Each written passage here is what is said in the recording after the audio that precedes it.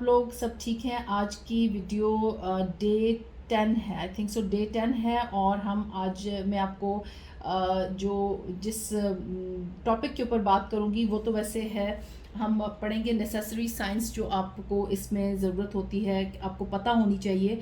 अगर आप hair dressing का काम कर रहे हैं तो आपको थोड़ा एक बहुत आपके पास साइंस का नॉलेज होना चाहिए, ताकि आप लोगों को केमिकल्स के बारे में समझ आ सके। लेकिन उसमें लास्ट क्लास के हवाले से एक टॉपिक रह गया था कि इक्विपमेंट और मटेरियल्स को स्टोर कैसे करें।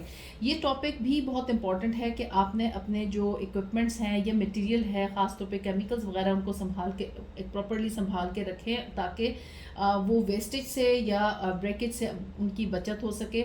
इक्विपमेंट्स को हमेशा आप चेक करते रहें, उनकी जो क्वालिटी है उसको आप अगर वो टूट जाता है तो आप उसको कोशिश करें कि मत इस्तेमाल करें। अगर उसकी वायर वगैरह ख़राब है उसको ठीक कराएं, रिपेयर करना बहुत ज़रूरी है, क्योंकि ये इलेक्ट्रिसिटी का मामला होता है और आपको ये खुदा न खास्ता किसी बड़े नुकसान से भी दो चार कर सकता है। इसके अलावा जो मटेरियल्स आपके जो लिस्ट में हैं उनको आपने केयरफुली स्टोर करना है। कोशिश करें कि ठंडी जगह हो, डार्क कमरा हो, जिसमें आप उनको स्टोर कर सकें। और उसको हमेशा उनकी जो एक्सपायरी डेट है आपको पता होनी चाहिए।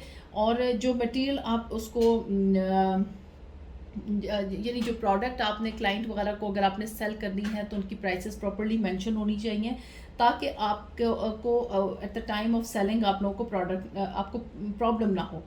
और फिर इसके अलावा जो भी मेजरमेंट के लिए आपने कोई अगर प्रोडक्ट निकाली है जिसको आपने मेजर करके निकालना है, तो उसको आप पहले कम क्वांटिटी निकालें, फिर उसके बाद उसको एकदम से उसको मत उंडेलें कि वो आपके अपने जिस मेजरमेंट बाउल में आपने उसको निकालना है उसको एकदम से उसमें मत उंडेलें। और फिर वहाँ से अगर ज़्यादा हो जाती है तो वापस आप उस जार के अंदर डालने से जब हवा का इंट्रैक्शन हो जाता है तो केमिकल्स अमूमन ऐसे होते हैं कि वो फिर उनकी स्ट्रेंथ कम हो जाती है। तो इसलिए हमेशा जब भी आपने कोई केमिकल निकालना है मेजरमेंट के लिए, तो पहले कम क्वांटिटी निकालें, फिर आहिस्ता आहिस्ता उसको बराबर करें, ताकि आपका जो भी आप ख़ास तौर पे जैसे हाइड्रोजन पेरोक्साइड है, परमानेंट लोशंस वगैरह, इस किस्म की जो चीज़ें हैं वो वापस आपको बॉटल के अंदर ना डालनी पड़े। फिर उसके अलावा आप अपने स्टॉक का ख़ास तौर पे ख्याल रखें। इक्विपमेंट्स हो गए, ये स्टॉक की चेकिंग आपको हर वक्त आप रख लें कि आपने अगर आपका बहुत रनिंग सैलून है तो फिर तो आपको ये हर हफ्ते में आपको चेक करना चाहिए। और अगर आपका सैलून बहुत रनिंग में नहीं है, हेयर का काम कम है, तो फिर आप 15 दिन में एक दफ़ा इनको अपने स्टॉक की चेकिंग कर सकती हैं। अच्छा, अब मैं आती हूँ हमारा जो अगला टॉपिक है नेसेसरी साइंस, यानी एक आपको एक बीइंग ए हेयर ड्रेसर आपको किस जितनी साइंस आपको पता होनी चाहिए, ये बहुत ज़रूरी है। उसके बारे में हम बात करेंगे कि ये जो केमिकल्स हम इस्तेमाल करते हैं वो क्या किस चीज़ से बने हुए होते हैं, और उनका अगर हम उनको मिस हैंडल करेंगे तो वो हमें क्या नुकसान दे सकते हैं। तो ये हमारा आज का टॉपिक इस चीज़ के ऊपर है। अच्छा, द नेचर ऑफ मैटर। अब ये देखिए, ये आपको यहाँ पे नज़र आ रही है, ये सारा एक यानी कोई भी जो मटेरियल है, कोई भी मैटर जो है, मादा जिसे कहते हैं, वो किसी एक छोटे छोटे पार्टिकल्स के साथ बना हुआ होता है जिन्हें हम मॉलिक्यूल्स कहते हैं। और मॉलिक्यूल्स जो होते हैं वो बने होते हैं उससे भी छोटे एटम्स के साथ। यानी हर मैटर, चाहे ये बुक है, टेबल है, ये पेन है, हर चीज़, हर मादा जो है वो एक बहुत छोटे पार्टिकल्स, बहुत ही छोटे पार्टिकल्स जो हम आंख से नहीं देख सकते, उनसे बना हुआ होता है। और फिर उसके बाद वो मॉलिक्यूल जो होता है वो छोटे छोटे, उससे भी छोटे छोटे एटम्स के साथ बना हुआ होता है। और ये the chemical formula of substance tells us what atoms are contained within its molecule. और हमें उसका जो फार्मूला है, हमें कैसे पता चलता है कि इसके अंदर कौन से एटम्स, इस मटेरियल के अंदर कौन से एटम्स हैं, इस मटेरियल के अंदर कौन से एटम्स हैं, तो उसका हमें फार्मूला, हर साइंटिस्ट ने उनका फार्मूला बना के रखा हुआ है कि ये इन मॉलिक्यूल्स के साथ ये चीज़ बनी है। और उस फार्मूले से हमें पता चलता है कि इसके अंदर कौन से एटम्स मौजूद हैं। मिसाल के तौर पे, अब जैसे मैंने यहाँ पे एक लिखी है मिसाल, H2O। H2O ये पानी का फार्मूला है, वाटर, ठीक है, वाटर का फार्मूला है। और इससे पता चलता है, H बताता है ये हाइड्रोजन है, और O बताता है कि ये इसमें ऑक्सीजन है। अब ये देखें कि पानी जो है हाइड्रोजन और ऑक्सीजन की मिक्सिंग से आपको के से जो होता है, ये हमारे पास हाइड्रोजन बनता है। और ये टू जो बताता है, टू से मतलब है कि इसके अंदर हाइड्रोजन के 2 एटम हैं, 2 एटम्स हैं, और पानी के ये जो ऑक्सीजन है उसका 1 एटम है।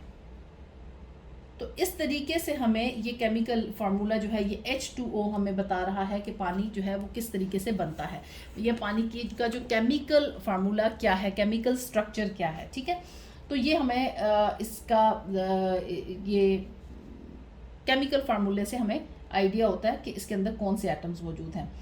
अब with oxygen gas, 1 molecule of oxygen gas consist of 2 oxygen atoms. अगर एक मॉलिक्यूल, अगर खाली ऑक्सीजन को आप लेंगे तो एक मॉलिक्यूल जो ऑक्सीजन का है उसके अंदर 2 एटम्स होते हैं, यानी 2 एटम्स। अगर हम ऑक्सीजन को ही खाली लेंगे तो उसका फार्मूला आएगा O2, खाली ऑक्सीजन का। इसका मतलब ये हुआ कि इसके अंदर 2 एटम्स हैं ऑक्सीजन के। सही है।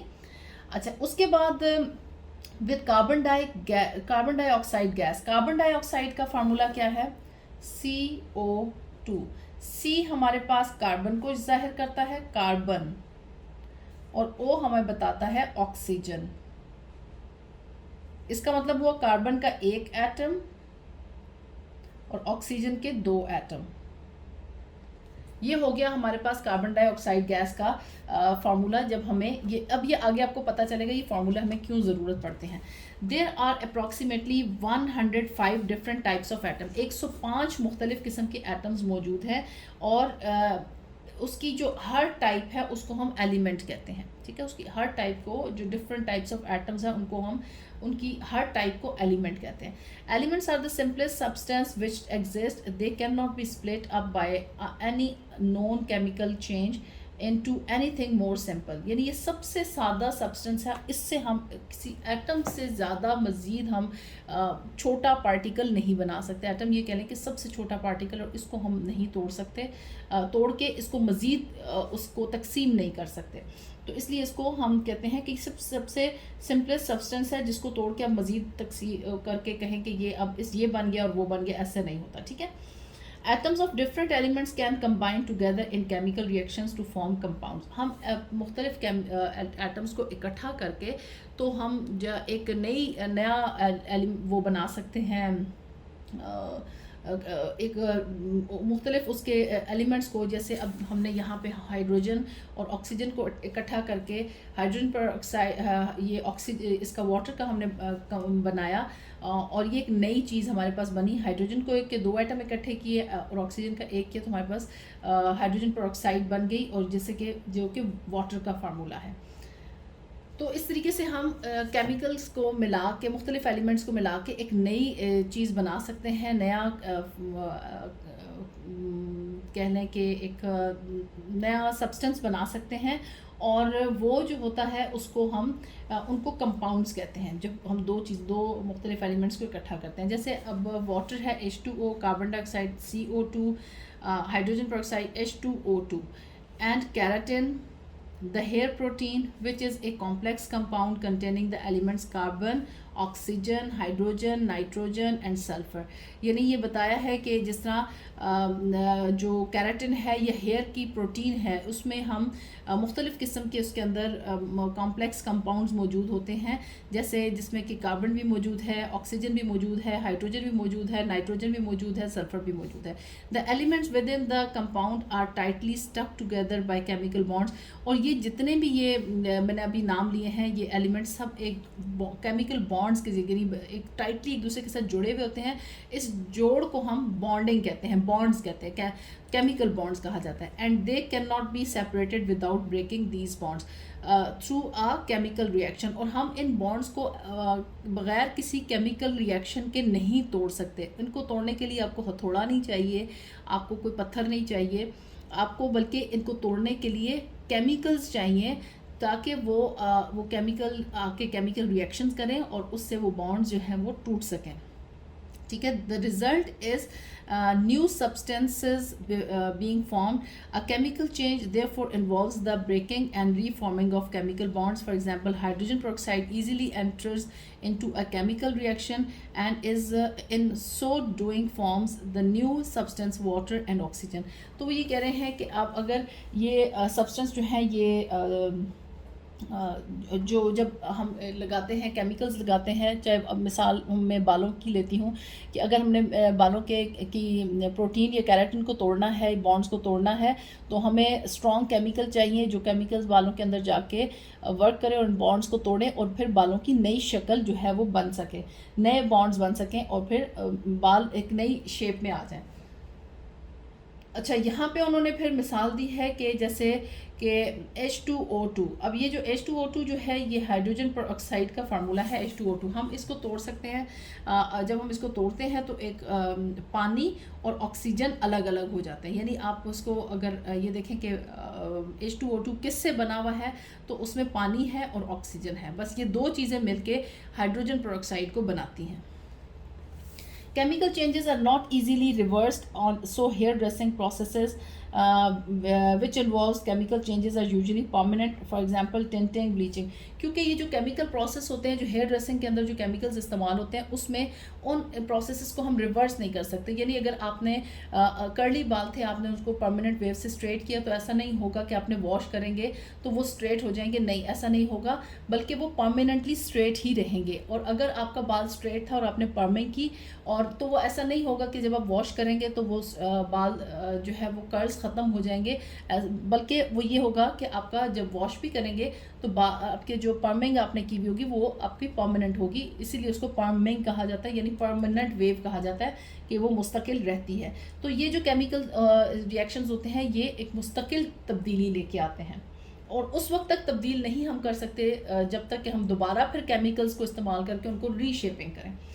तो ये हो गया। फिर मॉलिक्यूल्स ऑफ डिफरेंट सब्सटेंसेस में be mixed together to form a mixture. हम मुख्तलिफ मॉलिक्यूल्स के, मुख्तलिफ सब्सटेंस के मॉलिक्यूल्स को इकट्ठा मिक्स करके तो हम एक मिक्सचर बना सकते हैं। This however does not involve a chemical reaction and the different substances are therefore fairly easily to separate. तो ये जो मिक्सचर्स होते हैं ये इनमें क्योंकि केमिकल रिएक्शंस नहीं होते। जैसे अगर हम शैम्पू के अंदर पानी मिक्स कर दें तो ये केमिकल रिएक्शन नहीं है, ये जस्ट एक मिक्सचर है। इसको हम केमिकल चेंज नहीं कहेंगे, बल्कि हम इसको एक मिक्सचर कहेंगे। या फिर आपने ब्लीच के अंदर पानी डाल लिया तो वो भी एक केमिकल वो नहीं है, बल्कि ये एक मिक्सचर आपने बना लिया किसी चीज़ को पतला करने के लिए, रनी करने के लिए, क्योंकि वो केमिकल्स आप मिक्स नहीं कर रहे हैं तो वो मिक्सचर बन जाएगा। तो उसको हम वो ऐसा नहीं है कि वो कोई ऐसी बड़ी चेंज नहीं ला सकेगा, सिर्फ वो माइल्ड हो जाते हैं। तो इस वजह से उनको हम चेंज, उनके अंदर एक बड़ी जो केमिकल चेंज है वो नहीं लाते, और उसके केमिकल चेंजेस नहीं होती, लेकिन उसको हम ये और ऐसा होता है कि हम उनको अब इजीली सेपरेट भी कर सकते हैं। ऐसी चेंजेस जिनको जो हम दो चीज़ों के मिक्स करने से हम चेंज ला सकें और उसको फिर आराम से सेपरेट अलग अलग भी कर सकें उन चीज़ों को, ऐसी चेंजेस को हम फिज़िकल चेंज कहते हैं। जैसे सॉल्ट एंड वाटर, जैसे हम नमक, पानी के अंदर नमक डालें, उसको मिक्स करें तो वो एक मिक्सचर है, उसमें कोई केमिकल चेंज नहीं हुआ, ये नमक वाला पानी है। लेकिन जब अगर आप इसको अलग करना चाहेंगे तो आप इसको ऐसे करेंगे कि पानी को आप उबलने के लिए छोड़ देंगे, पानी उबल के ऊपर बुखारात बन के वो उड़ जाएगा और नीचे नमक जो है वो वैसे का वैसा रह जाएगा, तो वो हम उसको सेपरेट कर सकते हैं। तो इस तरह के उसको मिक्सचर कहा जाता है जिसमें हम आसानी से दोनों सब्सटेंस को अलग कर सकें। The salt and water may be easily separated, for example, by boiling the water, वही जो मैंने अभी आपको बताया। Physical changes are easily reversed, so as no chemical reactions occur and no new chemical compounds are formed, various physical changes occur during hairdressing processes, for example, setting, conditioning, wetting, drying। ये सारी चीज़ें जो हैं ये, और temporary colours, ये सारे जो हैं ये हेयर ड्रेसिंग के अंदर जो चीज़ें इस्तेमाल होती हैं ये फ़िज़िकल चेंज लेके आती हैं, ये टेम्पररी होती हैं। जैसे जिसमें टेम्पररी कलर्स आपके पास शामिल हैं, आप टेम्पररी तौर पे स्टाइलिंग करते हैं, वेव्स लाते हैं, कर्लिंग करते हैं। आपने चाहे आयरन के साथ कर्लिंग की, रोलर्स के साथ कर्लिंग की, और इसी तरीके से आपने ब्लो ड्राई किया, और या आपने कोई परमानेंट कलर इस्तेमाल किया। ये सारी चीज़ें जो हैं ये फ़िज़िकल चेंज लेके आती हैं। लेकिन जब आप सर्द होते हैं तो ये जो है ये ख़त्म हो जाता है, जो आपने शेप बनाई थी वो ख़त्म हो जाती है। इसलिए उनको फ़िज़िकल चेंज कहते हैं, ये केमिकल चेंज नहीं होती। और ये इसको हम रिवर्स कर सकते हैं, आराम से रिवर्स कर सकते हैं। तो ये हमारे पास आ गया आज का टॉपिक नेचर ऑफ मैटर। इंशाल्लाह अगला जो है वो मैं आपके साथ सॉल्यूशंस के ऊपर हम बात करेंगे, फिर इमल्शंस पे बात करेंगे। ये हमारे पास फिर मेजरमेंट कैसे की जाती है इसके ऊपर बात करेंगे, क्योंकि ये अब आगे आहिस्ता आहिस्ता टॉपिक जो है ये टेक्निकल होते जाएंगे और थोड़ा सा आपको तवज्जो के साथ क्लास में रहना पड़ेगा ताकि आप ये चीज़ें आराम से आसानी से सीख सकें। तो आज की क्लास में यहाँ पे ख़त्म करती हूँ। कल इंशाल्लाह अगली जो क्लास है अगले टॉपिक के साथ आप लोगों के साथ फिर आऊँगी। और अगर आपको वीडियोज़ अच्छी लगती हैं, आप इससे सीख रहे हैं, तो आप लोग कोशिश करें कि आप ये इसको मज़ीद शेयर करें, लाइक करें, सब चैनल को सब्सक्राइब करें और वीडियोस को शेयर करें ताकि ज़्यादा से ज़्यादा लोग इन वीडियोस से फ़ायदा उठा सकें। और यही आपकी कोऑपरेशन है मेरे साथ कि अगर आप इसको ज़्यादा से ज़्यादा शेयरिंग करेंगे। तो थैंक यू वेरी मच। इंशाल्लाह नेक्स्ट क्लास में आप लोगों के साथ अगले नए टॉपिक के साथ आऊँगी। अल्लाह हाफिज़।